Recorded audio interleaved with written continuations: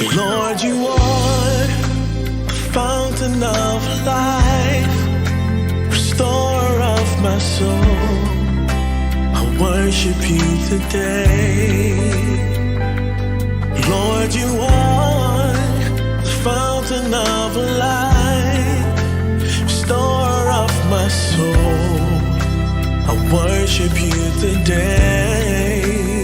Lord, you are the fountain of life, restorer of my soul.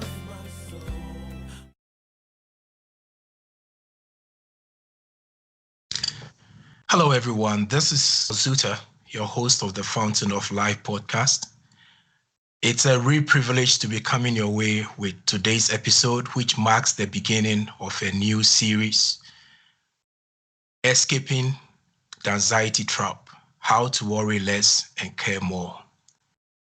And I thank you so much for being with us throughout our previous series. But we want to turn our attention to worry, anxiety, and all that, how we respond to life's issues, especially in this period where there's so much uncertainty and worry and concern that is around us.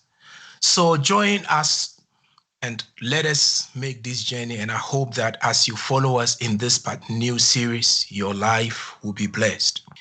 You know, God is very emphatic about worrying. His Bible tells us in Philippians 4:6 that we should not be anxious for anything. And that is pretty big, a blanket statement. But in everything, by prayer, supplication, we should let our requests known to God, and the peace of God that surpasses our understanding will keep our hearts and minds in Him. So that clearly establishes God's position on worrying and anxiety. But worrying may seem very normal. There are some sides to it that maybe it's helpful to us. But I don't have all the answers, and I don't promise that we'll be able to fix everything that makes us worry or why we worry. So today, it's a real privilege to have you join us as we look at how we can escape the anxiety trap and worry less and care more. In information, we will be sharing a lot of information in this series, not just in this particular episode, but in subsequent ones. I want to put out a notification here that whatever information is shared is purely for information purposes and is not meant to diagnose or treat any specific medical condition. So if for any reason you do need any care in this area that we'll be talking about, I would recommend you call 911 or you make an appointment with your primary care provider. Having said that, today we are really privileged to kick off this new series with a special guest, and it's my privilege to share this episode with her. She's a very, very qualified person to speak on this subject. Bediako is a licensed professional counselor practicing in the state of Georgia and also holds a license to practice in Ghana as well. She's alumni of the University of Ghana, and she has a master's degree in clinical psychology. She's also for several years been practicing as a behavioral health crisis counselor in emergency rooms across the state of Georgia, and currently provides online behavioral health counseling services for clients around the globe. She and her husband, Reverend Asari Bediako, are the head pastors of the Harvest Chapel International Atlanta branch. And it's my real privilege to welcome Love Asari Bediako to join me on the Fountain of Life podcast. You're welcome. Thank you very much, Reverend Zuta, for having me. It's a privilege to be here. Thank you so much. So looking at your background and your work experience, I'm sure you've come across so many situations that have been triggered by worry, anxiety, and all. So for the next couple of minutes that we have in this segment, I would really want to pick your brains to help us to understand the overview. What makes us worry? What is anxiety? We hear these words being thrown around, both by people and in the medical literature and all. But I'm just curious, why do we worry at all? So worry, when we want to take the simple English dictionary definition, Merriam-Webster dictionary defines worry as mental distress or anguish resulting from concerning or usually something impending that is anticipated, and you are not sure how it's going to go, and then you start to worry. And then, for instance, I can just give an example like you are going to catch a plane and you've heard that and people have missed their flights, or maybe a certain airport is a very busy airport, you have to go ahead of time and everything like that. There is just that concern that you begin to feel a little worried that you might miss the flight. There's no evidence that you will miss it, but then just that thought that there is a possibility, that is what worry is. So the thought of the possibility of things that would happen that would bring undesirable consequences to us is what leads us to worry. And people worry as a way of just trying to anticipate what will happen. Sometimes people worry just so they can feel like they are in control. Sometimes worry just comes anyway. It's not something that you decide that you are going to do, but it's going to start coming. But then as it comes, it continues. It turns into anxiety when it continues and it continues, and then it begins to affect your ability to maybe even prepare adequately to go and take the flight or something. Then that becomes anxiety. So worry is an everyday thing. We all have worries here and there because of concerns, because we do not know what the future holds, because even though we may plan for everything very well, there is still no 100% guarantee that everything is going to go as planned. So that is how worry starts. But then over the years or during the time, it just continues. When it gets out of hand, it becomes anxiety. And then when anxiety also gets out of hand, continues, then it becomes a problem. Thank you. Thank you so much. I'm just because, yeah, it's a mental thing. It's our perception. It goes on in our heads and all of that.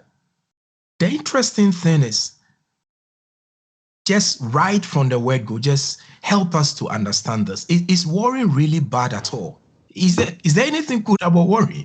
Is it altogether bad? No, worry is not bad in itself, because for everything that we do, we need a little anxiety. Let's say you are going to take an exam.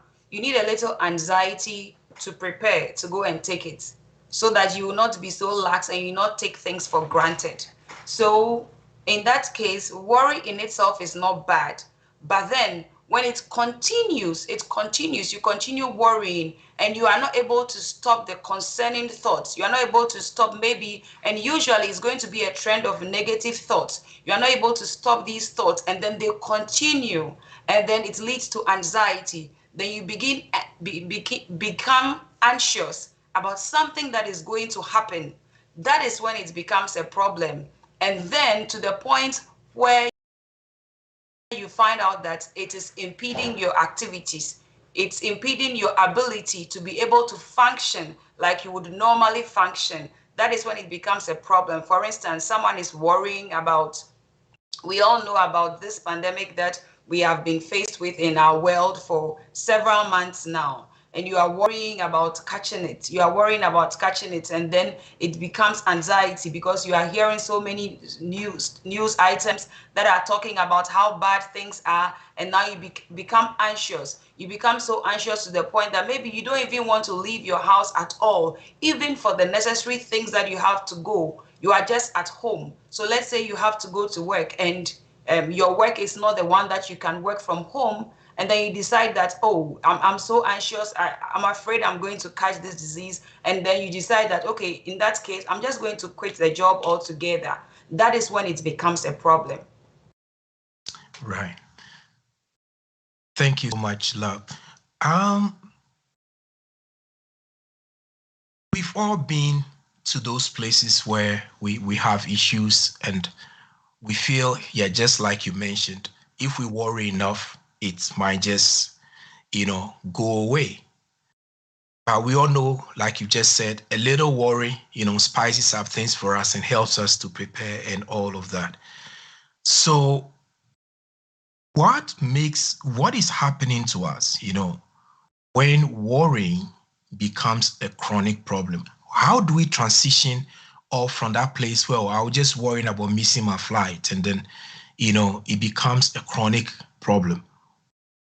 Can you help us to understand how we fall into that trap, that it just shifts from, oh, I'm just worried about passing my exam, to panicking so that I'm not able to even do anything at all? What is going on in my head?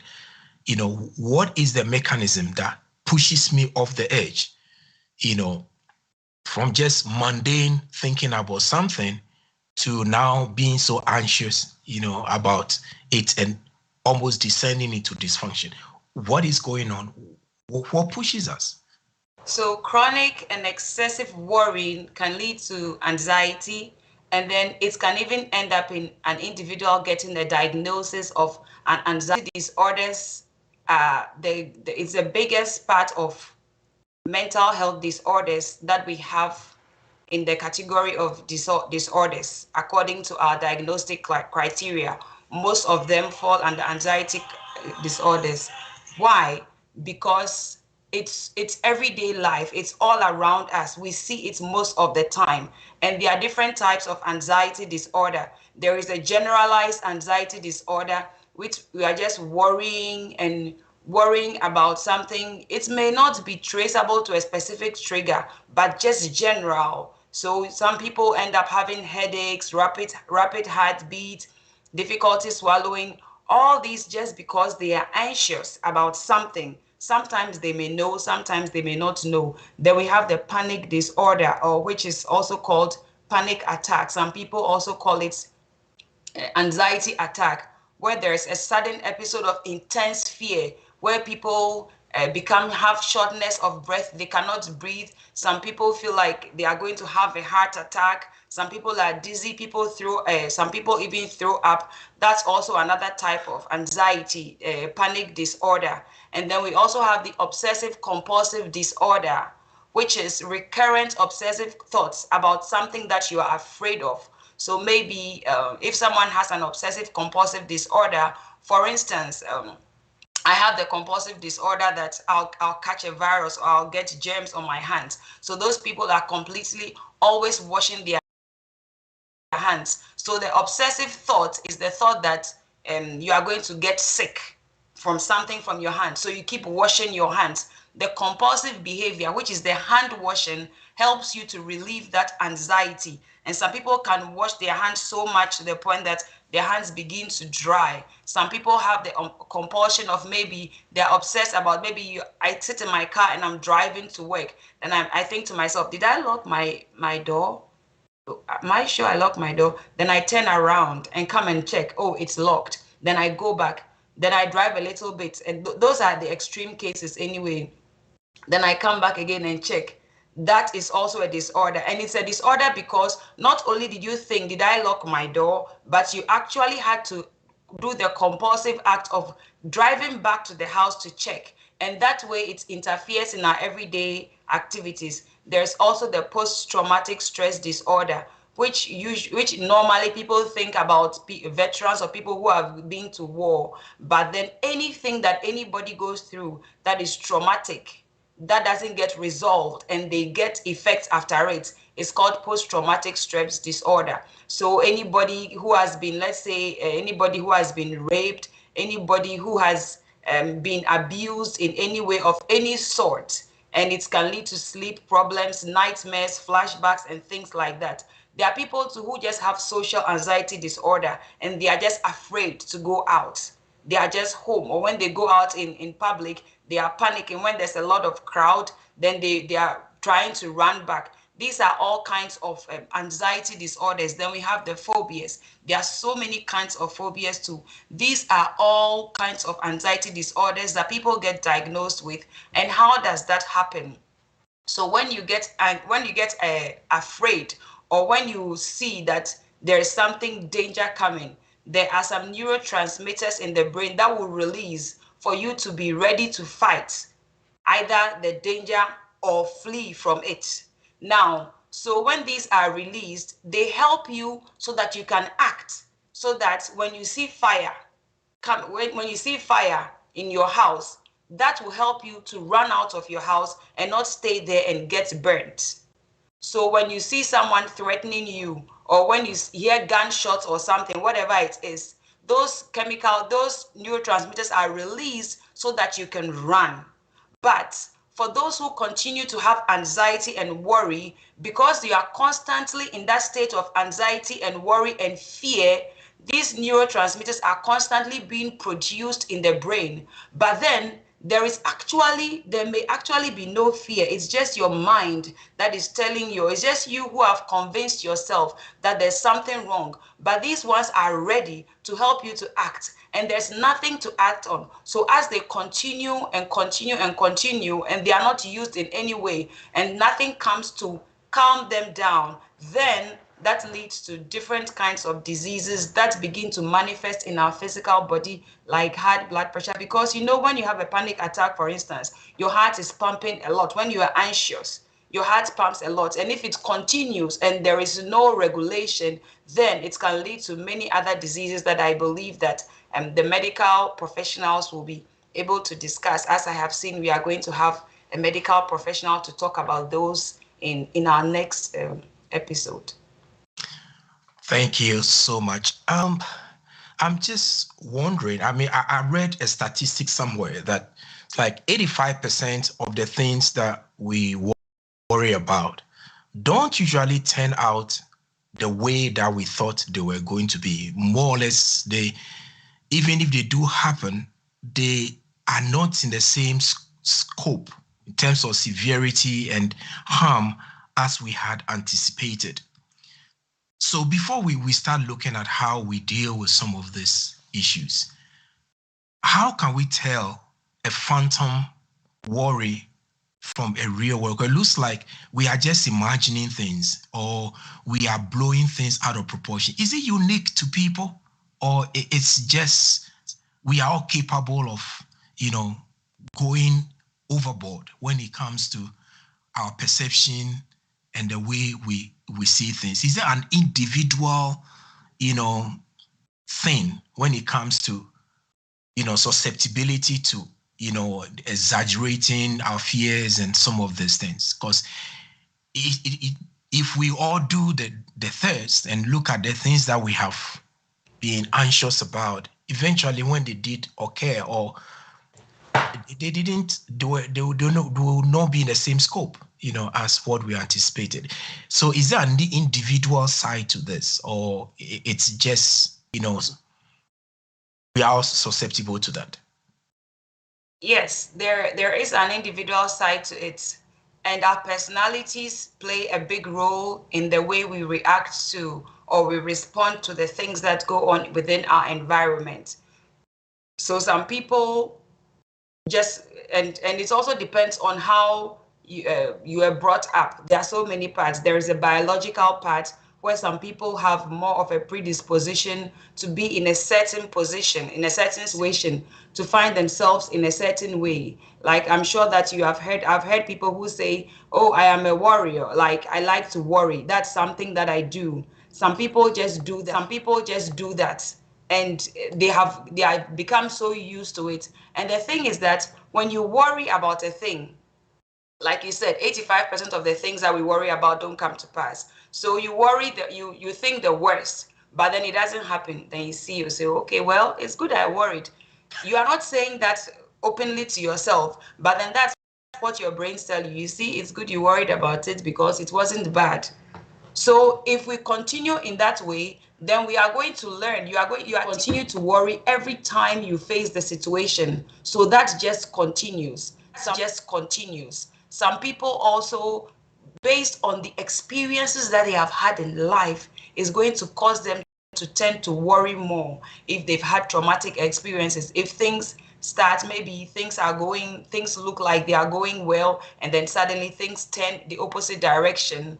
It's easy for such people to really tend to worry when anything good is happening, because they are waiting for the shoe to drop, because in their life experience things start going well and then they end in another way. So that also helps. And then when you talk about things like sickness, when people are sick, when you have a disease or something that has a very bad prognosis, that alone can also cause you to worry. And sometimes, in as much as we would try not to worry in the face of that disease, knowing what we know as human beings and what science has produced and the research around that disease can just cause you to continue worrying, because even though you may want to get well and you may know that it's possible to get well, there is evidence around you that's showing that it's likely not to go well, things like that. So that also causes people to worry. And yeah, I want to talk about maybe one of the ways we can look at our worry, but I'll leave that for later. Maybe that will come up later. Okay.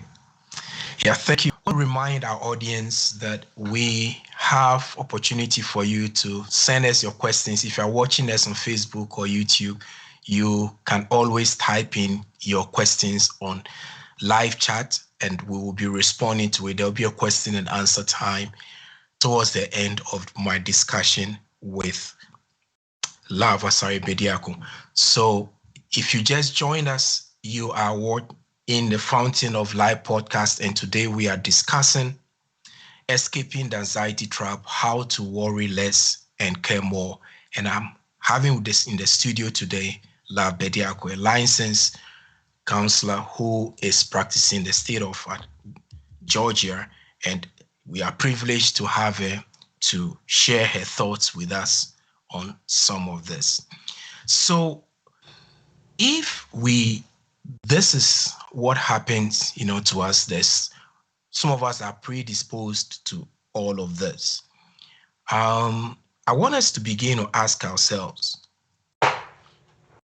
how can we begin to tell when just a mundane worrying is becoming a problem? Because to be able to seek help or to be able to see that you are pushing the limits, something should begin to tell you that, no, this is not normal.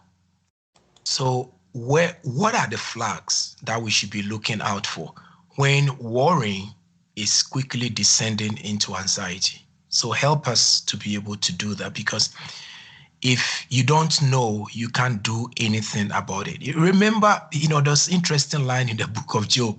Job said, the thing I feared most has come upon me. So we don't know Job's state of mind before his whole house began to fall apart. Of course, God was behind all of that. But what are the flags, that we can begin, the signals that will tell us that no, pull back from this before we begin to look at solutions?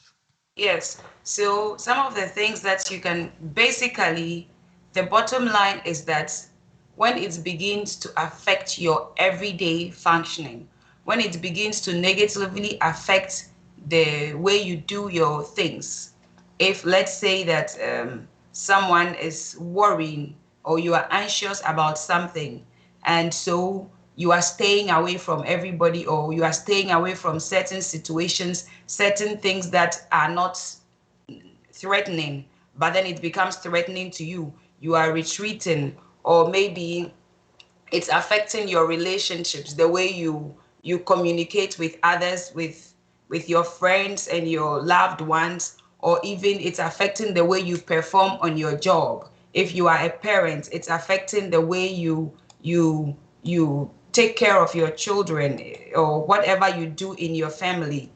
When anxiety begins to affect even your spiritual life, if you are spiritual and you have a religious affiliation, all these things then should begin to tell you that something is wrong and that it has to be addressed. Right. So we can all tell that, no, this is not me, something, is not right here. So it's good that we know some of these truths. The other thing now we want to begin to ask ourselves, what can we do to help ourselves? So we'll spend some time looking at some of the solutions that we can use to be able to pull ourselves back from descending from just mundane worry to save ourselves from descending into anxiety, phobias, and all of these other areas that we don't want to get to. So what can we do to help ourselves? What are some of the things? Let's plow through some of them for now and see. And like I mentioned, this is purely for informational purposes, and it's not meant for diagnosing or treating any specific medical condition. So if we do say anything that impacts your situation, I would recommend to call 911 or to book an appointment with your primary care provider. Thank you. So let's look at some of the solutions. What can we do to help ourselves? So first of all, what I would want to say is that you can start with yourself. First of all, try to start with yourself. There's something that we call Socratic questions. You ask yourself, now, whatever thing is causing you worry, the thought that is causing you to be anxious or worry, you want to put that thought on trial. That's, I mean, in a layman's terms. So you look at the thoughts. Let's say you are thinking about, I'm afraid I'll fail my exam. Okay. Then you ask yourself, what is the evidence for this thought? What is the evidence that I'll fail? You ask yourself, what is the evidence against it? So the evidence that I'll fail is maybe I'm not very well prepared or something. Let's say you've prepared all right, but you are still afraid. And then so you don't really find enough evidence, because you can never be fully 100% prepared for an exam. What is the evidence against it? Oh, I have gone through the questions, I have studied, I have done this, I have done this, I have done that. So then right now you don't have evidence that you are going to fail. And then you also have ask yourself, am I basing these thoughts on facts, or is it just a feeling? When you ask yourself that, this is all you within yourself trying to get to the bottom of the thought and see if it's a valid thought or it's a thought that you can discard.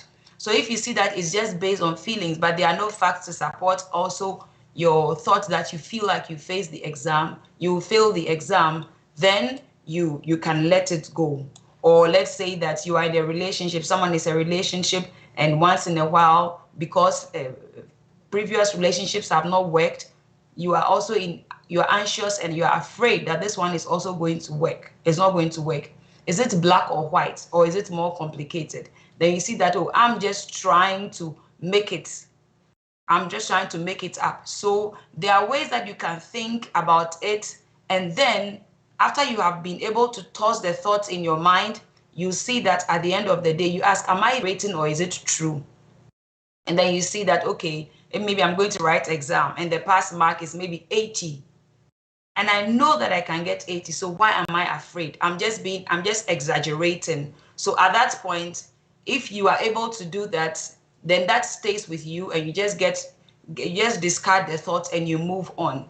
But if that doesn't happen, then that means that you now have to go and seek help from someone. Sometimes just talking aloud, sometimes just speaking your thoughts out to someone, maybe just a friend or someone like that, can just help you to be able to get through it. Now, let's say that in the times that we are living right now, it is easy to be anxious. It is easy to worry because the threat is out there. All you need to do is to maybe a phone call, or maybe you even turn on your computer and then the news flash and everything, and the story is so grim out there. So there is reason for concern. But then, like we said, there is no evidence that is going to happen, and research has shown 85% of those even do not happen. So one of the things that you can do is look at where you are getting information from. If it is negative information, let's say that you listen to the news a lot, then you want to cut on that, so that will help you to not feed the possibility that you are going to be anxious and worrying about that.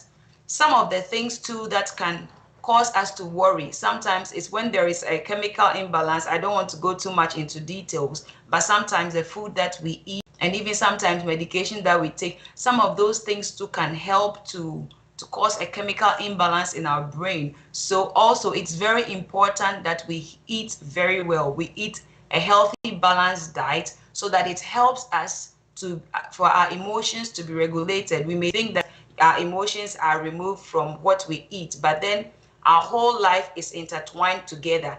Everything, our physical health. So that means that we also have to exercise so that we get our body going. If it is just sometimes maybe fear of getting sick or something like that, sometimes there are things that you can do, and then the moment you begin to do those things, it's going to help you. So physical health is also very good. And then one very important thing too is relationships. We are social beings. We were created social beings. We cannot function in a vacuum. So you have to make sure that your social connections, you have good social support. There was a study that was done regarding trauma, and people were told to stand at the edge of a cliff, and then they were told to estimate how deep, how steep the cliff was. And then, so some people were standing there alone, and then some people standing there with someone by them. And it was realized that those who were standing with another person by them when they estimated how deep the cliff was, their estimation was less deep than those who were standing alone. And this just came to tell the fact that knowing that you have someone at your side, knowing that you have someone with you, helps to make life's challenges easier for you to go through. So it's very important too that we know that we are socially connected, that you know that you have a support system. One of the questions that we ask people when we are doing our biopsychosocial assessment is, who is your support system? Because we want to know the thing that has brought you into treatment, the thing that brought you to the hospital. We want to know what your social support is like, because that in a way is going to tell us how well you are able to deal with distressing situations that come your way. So people who feel supported, people who feel like they have a community, they have someone to rely on, are less likely to be diagnosed with a mental disorder than people who do not. And so nutrition, physical exercise, and then spiritual, of course. If you believe in God, if you are spiritual, that spiritual connection, that praying to God, that spiritual devotion also makes you know that you are not carrying the burdens by yourself, but there is someone who is carrying it with you. So these are some of the things that we can do. When we are able to get all these areas of our lives together, it's easier for us to overcome times of emotional distress, and they will come. Everybody, it's part of life. But how we deal with it, how we are able to handle it, our preparedness to be able to deal with this, that helps us to overcome it sooner than those who do not have the tools or who do not have the support to be able to deal with it. Wow, thank you so much. So it's exciting. I mean, looking at, these are not very expensive things to do. I mean, these are not, really strange things to us. So thank you so much for just the basic steps: eating well, have the right social support, lean on somebody, lean on something. If you are not a spiritual person, find some social support that might be of help to you. But there's something, that I also want you to speak to. When it comes to things to do with emotional or mental health, there is a stigma in society that, well, I have to play tough. I don't want anybody to see that I'm having some anxiety or I'm having, some issues.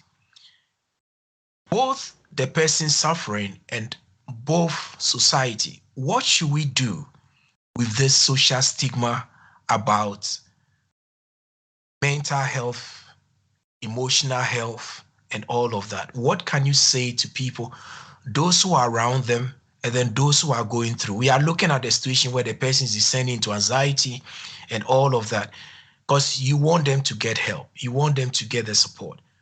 But there is this stigma in society. You don't want to have something on your record. You don't want to go to a hospital and say that, hey, if you look at the whole me, standing 6'5", weighing 300 pounds, I'm having anxiety. Come on, I don't want to chicken out. What can you say to somebody, those who are suffering and those who are their support system, in terms of the stigma that comes with seeking help before we descend into something really ugly? Yes. So for mental disorders or emotional distress, most of the time we don't see that one. We don't see it because that's happening in the brain. We only get to know when it manifests in behavior. Now, when you have a physical illness, when you have a broken leg, or this is one thing that I used to tell many of my clients, especially those who come with crisis to the emergency room, and maybe they need to go to an inpatient setting, or even some of them even outpatient, and they do not want to go because they feel like that's going to be bad, like you said, on their record, or people are going to think like that they are crazy. I always tell them that if you come to this emergency room right now with a broken leg and you have to get a cast, you cannot say that I don't want it. And then the doctor will say, okay, go with your broken leg hanging. We will get you that help. That is the help that you need. So if you need a cast, you will get it. If you just need a band-aid, you will get it. If you just need the smaller one, you will get it. In the same way, when you come here, whatever we recommend, we see that is what is best for you. So just see it as a physical illness that you have come with a physical illness, and you are not refusing the cast. In that same way, you have to get the help that is being recommended for you. Sometimes it's the family members who don't even want them to go. The patient is willing to go, but the family members do not want them to go. But then I want everybody to know that in the same way that a physical illness needs treatment, emotional illness also needs treatment. Some of it will go away, but then there is a lot of help out there. So let's not be macho or tough, and many people. I remember one of my clients, it was very sad. Young man came to the emergency room. He was traumatized because his wife had just committed suicide. Very young couple, and the wife was expecting. So they were home. He went to work, came back. She wasn't there. Her car was in the garage. Everything, it looked like she was there. He just walked out, and they lived a little bit in the country. He walked into the backyard, and in the woods, he saw her hanging. And so he was very traumatized. He was disturbed. And then they had just got married about a year. So he didn't really even know about the mental health history of the girl. But then when I was talking to this young man's mom, so they eventually went on the lady's Facebook and everything, and then they realized that she had been diagnosed with bipolar disorder, and so she was unmedicated. And so it just got to a point where the young man never saw anything coming or anything, but that was just a case of unmedicated bipolar disorder. So this is someone who has a mental illness diagnosis, but was not receiving treatment, was living life as normal. But then we know that it's only a matter of time and it will surface. And at the time she had the urge, there was nobody there. And by the time the husband got home, he was dead. This is a very extreme case. But then it happens that sometimes maybe a kid is acting out at school, sometimes you tell, oh, this child is just being a bad child. This child is just being naughty. Let's punish him. They get all the punishment and they are still acting out, and you don't take them maybe to see a therapist or counselor, someone to just talk with them, only to find out that, oh, this kid is acting out because he or she is going through this. So when people begin to show signs of things are not right, we just need to get them, at the least, I always say, get them to talk to a therapist, a counselor. Get them to talk to someone, because especially now in our world, people will say things to other people than the family. Sometimes maybe because they don't want the family to know, because they don't want to bother them with their problems, or they are just too afraid or too shy to talk about it. So when we see that people need help, let us not hold back. I'm not saying that go and do the big thing of maybe seeing a psychiatrist. That may be too much, but at least let us get the simple thing of getting them to talk to a counselor. If the counselor feels like they are okay, let them go. Or if they need maybe to have someone talk with them once or twice, 3, 4, 5, 6 times, fine. If it's a case where they need medication also, they can get on it. And not everybody who gets on medication stays on medication forever. Some cases get resolved, and then maybe if it's a situational case, it will be resolved, and then the person continues without having to be on medication. But definitely, there is a lot of help out there, and let us get help. Let us not suffer in silence. Let us not suffer in obscurity when we can get into the light and get help.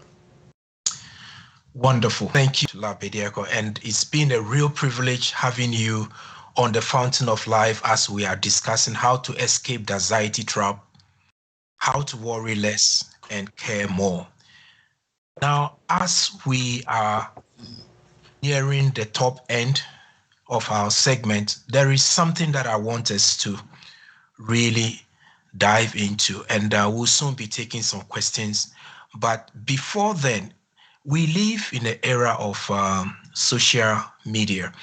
So I want you to say a little bit, if we don't have the physical support system that we have, people are joining online platforms, they are joining all sort of things, especially our young people.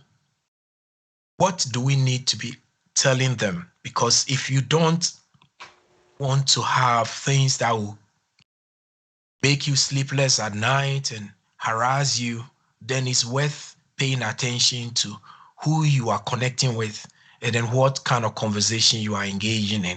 So can you say a few things for our young people in terms of the impact of social media on of this anxiety, worrying, and stress, and all of these things that we are talking about? Because the less of it we have, the safer for us, I presume. Yes. And so social media is good, it's good in a way, and it is bad. I believe that when social media was set up, it was just to help people to connect, and then it turned out now people can post anything. Now, because of the way social media is, and it's uncensored, anybody can post anything there. And your ability to discern from what is real and what is unreal is very, very, very critical.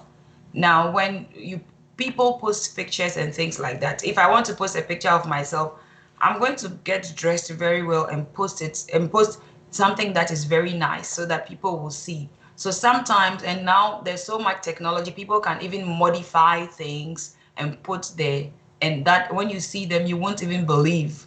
You cannot even tell that they are the same people there. So there's a lot of fake things out there. There's a lot of things that are not true, and a lot of things to our people's opinions, which might not necessarily be the fact or the truth, So we just have to be very careful about how much social media we consume, for adults, for youth, for everybody, and even for the news media, because in the news also, the media wants to give information, okay? So sometimes they don't really think about the impact of the information they are given. Sometimes they don't think about, all they want to be is, I know it. I was the first person to get first to report this, first to report that, first to say this. And sometimes some of that also goes to hurt people, because not everybody is able to discern between what is real and what is fake. So the less of it we do, the better it is for us. I mean, it's good we do that to connect with each other and everything, but we have to, as much as possible, get to the place where we are using technology wisely and we are limiting our use of that. I mean, back in the day, you take a good book and read or something like that, but now everything is digital, and that is very distracting. That is a struggle that is here and is going to continue for some time. So we just have to be careful. We just have to be aware when we are getting on these social media platforms, when we are using technology. We have to know that not everything there is the way it is, so that we can be able to know, give ourselves maybe a time limit or something, and just structure our time. So because before you realize, you can be on social media for 1 hour and you haven't even realized it, because of how it is. The news feed just keeps coming. The news feed just keeps coming. So we have to be able to control ourselves when it comes to that, so that we do not fall into the trap that will lead us to having anxiety and depression and all the other emotional disorders that come with. Thank you so much, Bediako, for this wonderful exposition and giving us an overview of how we can escape the anxiety trap, because once you get into it, it is difficult to get out.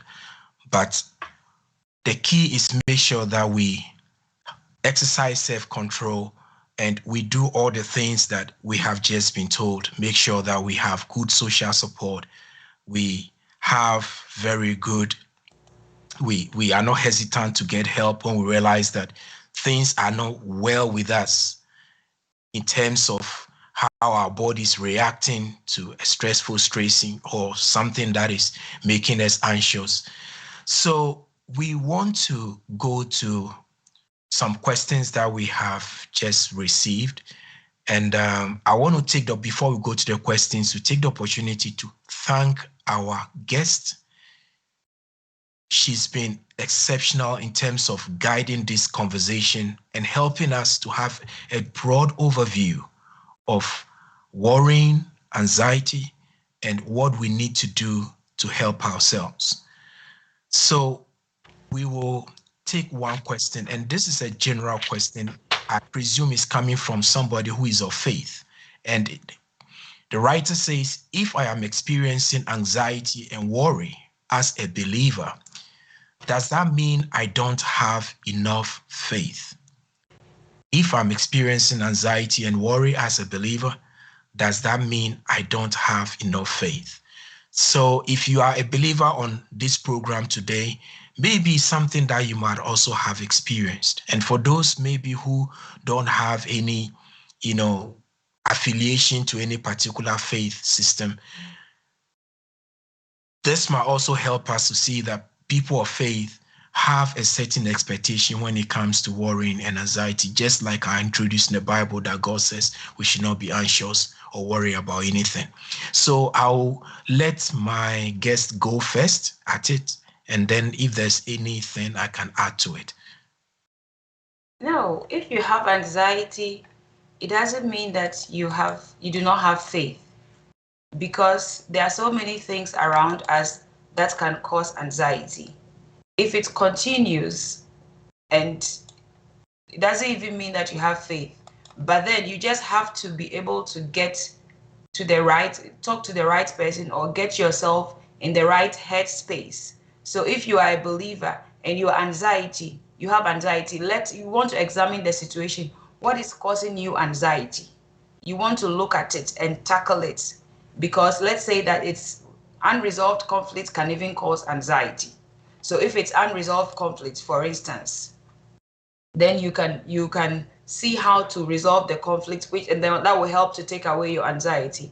Even stress, something like being in traffic, and there are so many, all these everyday things about in our lives can cause that anxiety. So it doesn't mean that you have faith. It just means that this situation looks threatening to you. It looks like a stressful thing to you.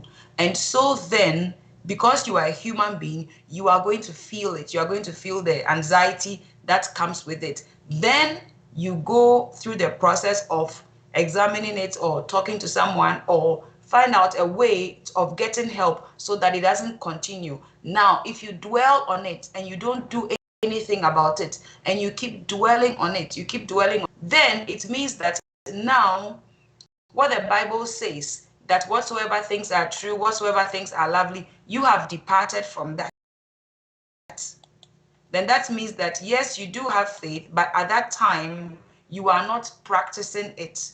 So when you have anxiety, when you have the worry, yes, it's something that has happened. There is something that needs to be handled, something that needs to be taken care of. Take care of the thing and then that will go away. If you take care of it and it's still not going away, if you have the anxiety, you just dwell on it to the place where it's a place of comfort for you, then that is a problem. But it still doesn't mean that you don't have faith. It just means that you have a weakness that needs to be addressed. Thank you so much. And the little bit that I can add is it's a matter of choice. Like they always say, it's okay. It's normal for the birds to fly in the skies, but it's not normal for them to build their nest in your hair. So there are certain things, when you look at a threatening stage, it's part of our survival instincts. We may get agitated over, but then we need to decide, what do I do? Do I have to panic and yield to panic, or if a person of faith, to turn to faith for strength to deal with it? So there is a decision that you have to make when you get to that point. It doesn't mean you don't have faith. It is just that you have to make a decision at that point. So I wouldn't say that when you have anxiety and worry, you don't have faith. What I'll say is that you haven't made a decision, because Bible says emphatically, cast all your cares upon him, for he cares for you. So you have to make a decision. You have to cast those cares. So if you don't cast them, then it's something that you haven't done, you see. So you should, in subsequent episodes, I'll be dealing with how the faith side of this. So as our professionals have dealt with the theory and the oversight, we will go into the Bible in subsequent episodes and I'll deal with some of this in detail. But what I'll say is you have to make a decision. Do I spend my moment worrying and anxious, or I cast them? Because we are told emphatically in Philippians 4:6 that don't be. That means we have the ability not to be. You see, so it says, don't be anxious for anything, but in everything, by prayer and supplication, let your requests be made known unto God, and the peace of God that surpasses everything shall keep your hearts and minds in God. So there is a decision point. Okay. So in closing today's episode, I want to thank everybody who has joined us in this live studio session. Especially, I want to extend my heartfelt gratitude to Lavasari Bediako for her wisdom, her grace, and ability to help us through to understand this general overview of how to escape the anxiety trap and how to worry less, but rather to care more and be the best that God has created us to be. Next week, God willing, we'll be having another professional to join us. Dr. Dorothea Ado will be joining us. She's a medical practitioner to look at love. Bediako alluded to the physical impact of allowing anxiety and stress and worry to dominate our lives. Now we want to look at the biological systems that are impacted. It affects us physically. So how does worry and anxiety, what is the physiology, the processes that underlie it, and what are the possible health risks that we are, that we are trying to allow into our lives when we give ourselves over to worry and anxiety? So what are we risking in our health when we allow unfettered worry and anxiety in our lives. So join us again next week on the Fountain of Life podcast as we continue our discussion on escaping the anxiety trap, how to worry less and care more. So thank you once again, lovers, Bediako, and for our audience and everybody who has joined us. Follow us on these various platforms, and I believe that God has been richly blessing you as you take part in these episodes. May God richly bless you, and I look forward to seeing you or having you around again next week. Share the link and invite people for us to look at how to escape the anxiety trap, how to worry less, and how to care more. May God richly bless you, and thank you for your time. God bless you, Reverend Zuta.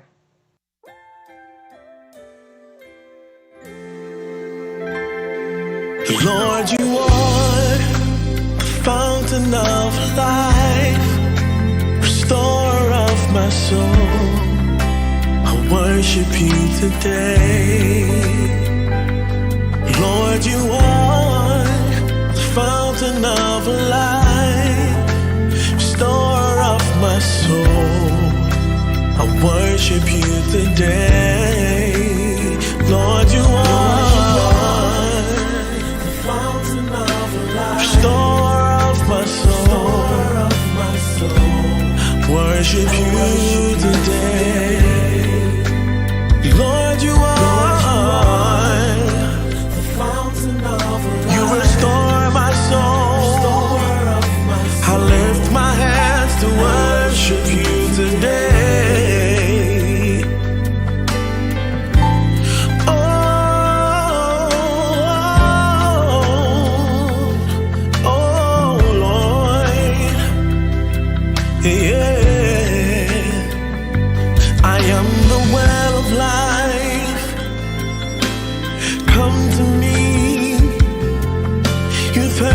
Soul, and drink, for there's peace, there's joy, and there's hope for the weary soul. Lord, you are the builder of my soul, the fountain of my life. I worship you today. Lord, you are the builder of my soul, the fountain of my life. I worship you today. Lord, you are. Yes, Lord.